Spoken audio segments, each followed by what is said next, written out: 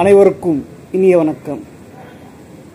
சிலம்பம் என்ற தமிழர்களின் பாரம்பரிய தற்காப்பு கலையும் போர்க்கலையும் ஒரு உடலையும் உயிரையும் அறிவையும் ஒழுக்கத்தையும் மேம்படுத்தக்கூடிய ஒரு சீரிய கலையான இந்த சிலம்பக்கலையில் 10வது பாடத்தில் இன்று நான் உங்களை சந்திக்கிருக்கின்றேன்.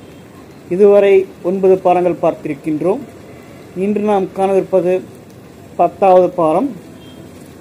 10வது பாடம் என்னவென்றால், சிலம்ப கம்பினை இவ்வாறு பிடித்துக் கொள்கிறோம். இவ்வாறு பிடித்துக்கொண்டு இதனை நேராக வைத்து இவ்வாறு சுழற்ற வேண்டும். தலைக்கு மேல் உயர்த்தி தலைக்கு பின் ஒரு சுழற்றி பிறகு முன்பக்கம் கொண்டு வந்து பிறகு மீண்டும் இவ்வாறு எடுக்க வேண்டும். இவ்வாறு எடுத்த கம்பினை இப்படி சுழற்றி பின்புறமாக கொண்டு சென்று பிறகு அதனை பின்புறமாக எடுக்க வேண்டும். பிறகு இந்த கை மீது வைத்து முன்புறம் கொண்டு வந்து இவ்வாறு எடுக்க வேண்டும். பிறகு மீண்டும் செங்குத்தாக நிறுத்தி இவ்வாறு இந்த கை மீது வைத்து பின்புறம் கொண்டு சென்று இவ்வாறு சுழற்றி இந்த கை மீது வைத்து முன்புறமாக கொண்டு வந்து இவ்வாறு செங்குத்தாக நிறுத்தி பிறகு இந்த கை மீது பின்பு கொண்டு சென்று ஒரு சுழற்றி முன்புறமாக கொண்டு வந்து இவ்வாறு செய்ய வேண்டும். இனி வேகமாக செய்யும்போது எப்படி இருக்கும் என்றால் பாருங்கள்.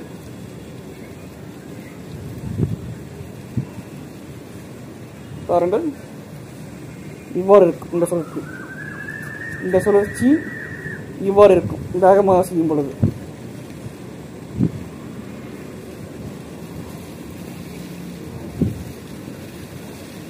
நீங்கள் வேகமாக செய்யும் பொழுது இந்த கம்பானது இப்படித்தான் செல்லும்.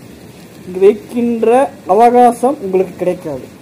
ஆனால் பொறுமையாக பயிற்சி செய்கின்ற பொழுது பாருங்கள், இவ்வாறு வைத்து இவ்வாறு வைக்கிறீங்க, இவ்வாறு வைத்து எடுத்து இவ்வாறு செங்குத்தாக நிறுத்தி பிறகு மீண்டும் இவ்வாறு கொண்டு வந்து பாருங்கள் இவ்வாறு எடுக்க வேண்டும். இங்கு வைத்து முன்பு கொண்டு வர வேண்டும். இதனை சற்று வேகமாக செய்கிறேன்.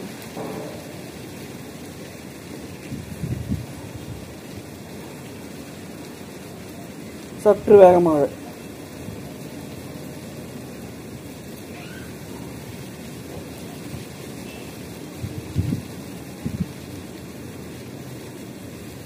இப்போ மிகவும் வேகமாக.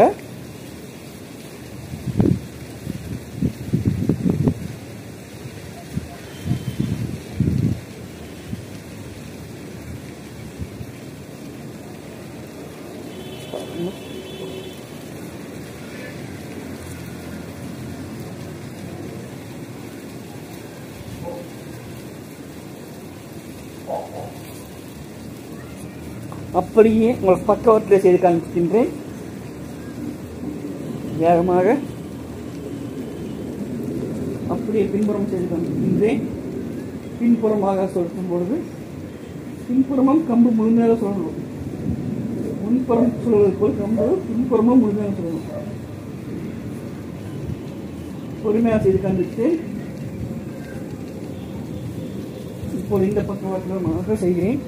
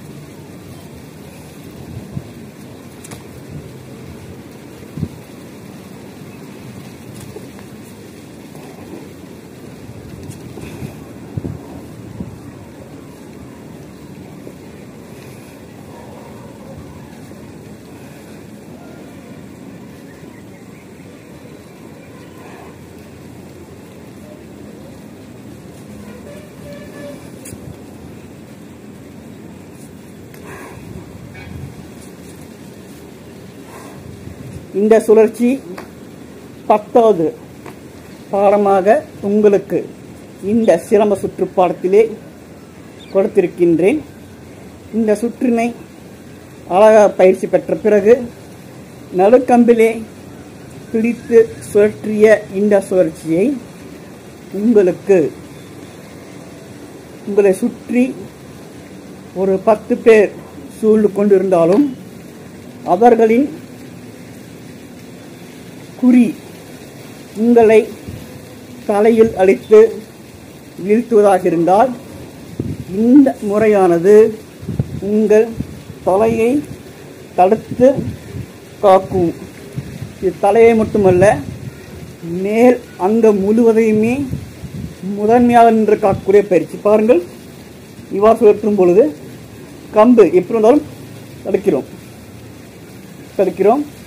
தலைக்கே வந்தாலும் இந்த கம்பும் தடுக்கும், இந்த கம்பும் தடுக்கும். இன்பு கொண்டு செல்கிறேன். இருப்புப்புறமாக இங்கு வந்தாலும் பின்புறமாக நின்று இப்படி வந்தாலும் பாருங்கள், இந்த சுழற்சியானது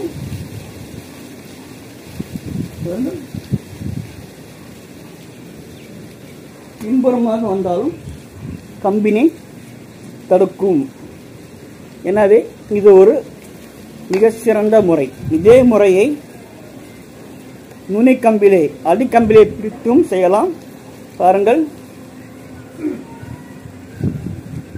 இது காண்பிக்கின்றேன். அடிக்கம்பிலே பிடித்து சுழற்றும் பொழுது கம்பினை கீழிருந்து மேல் உயர்த்தி பின்புறமாக கொண்டு சென்று மீண்டும் இருக்கிறோம். பாருங்கள், இவ்வாறு இருக்கின்ற கம்பினை கீழிருந்து ஒரு அரை வட்டம் கொண்டு வந்து மேலே கைகளை தூக்கி அந்த வட்டத்தை பூர்த்தி செய்து கையை மீண்டும் எடுக்கிறோம். பாருங்கள்,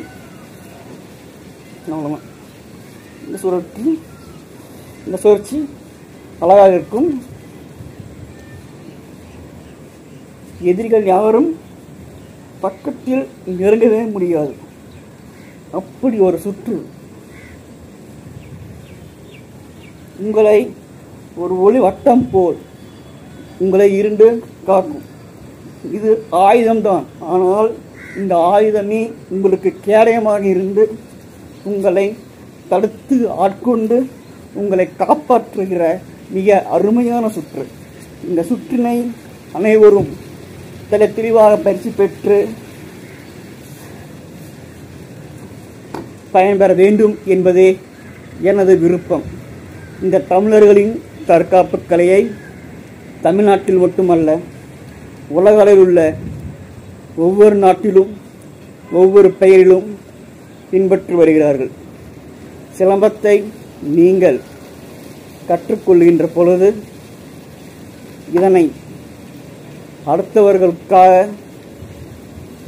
உங்களுக்காக, உங்களை சார்ந்தவர்களுக்காக இதனை எவ்வாறு கொண்டு செல்ல முடியும் என்பதை சிந்தித்து இதனை கற்றுக்கொள்ளுங்கள்.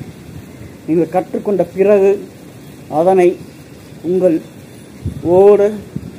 உங்களுடன் இருக்கின்ற ஒவ்வொருவருக்கும் இதன் இன்றியமையாத தன்மையும் இதன் முக்கியத்துவத்தையும் கற்றுக் கொடுங்கள். சிலம்பத்தை நீங்கள் எந்த நாட்டிலிருந்து கற்றுக்கொண்டாலும் சிலம்பம் என்ற பெயரிலே கற்றுக்கொள்ளுங்கள்.